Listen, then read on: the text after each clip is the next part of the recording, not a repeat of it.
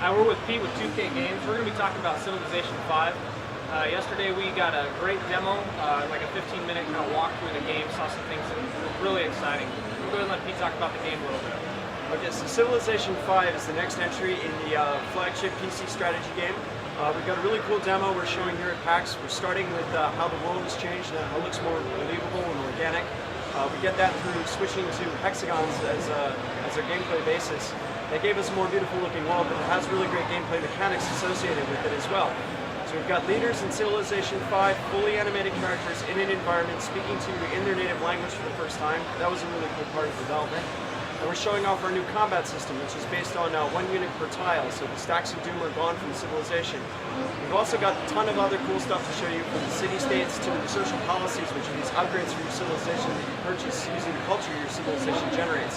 So Civ's always been a game about choices, and we think that gameplay we're giving people for this version of Civ is going to give them a lot of choices for how they're going to set up their civilization and rule the world. So tell me something about, I've heard some changes of religion. Is religion still in the game like it was in Civ 4, or has that changed? Yeah, religion's changed in Civilization 5. In Civilization 4, it was there to support the diplomatic game. So if we were ever the same religion, we got along. If we were different religions, it didn't work quite so well. The way diplomacy is implemented in Civilization 5, that model didn't make a lot of sense. Now we have a piety social policy branch that improves both the happiness of your civilization and the amount of culture it generates. So you become sort of a religious leader without ascribing to any one particular religion. The Jewish Vikings are gone. Awesome. And can you elaborate more on what led you guys to the decision to go with a different tile base? I mean, the game looks beautiful, and I know that was a big part of it, but I know there's some other reasons you guys did that you wanted to change from Civ 4. Absolutely. Hexagons actually make movement a lot more fair, especially over the long term.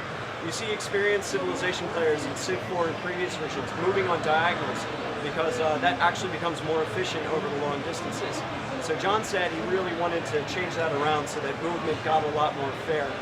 It's a big change. It really affects movement and the combat system, and it was an early decision that they made, and it's one that's proven to be really, really effective.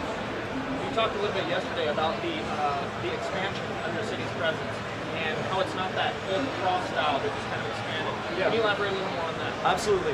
Culture will still grow the borders of your civilization, but you'll tend to do it one tile at a time, and that growth is a lot more linear with the growth of your cities, so you don't get a whole bunch of tiles you can't work all of a sudden. But you can speed this process along by spending gold. Now, the tiles you tend to want to go towards are cheaper than tiles you wouldn't, so you can't easily do things like draw a line down the middle of the continent and say, this half's mine and you guys got to go over there. Awesome. So, you probably do. You got a lot of data there. So, you got any other questions? I had a couple more, but he kind of covered them. We're psyched because our release date is September 21st for North America and 24th internationally. So, stay civilized. Awesome. Can't wait to see it. Thanks for having us.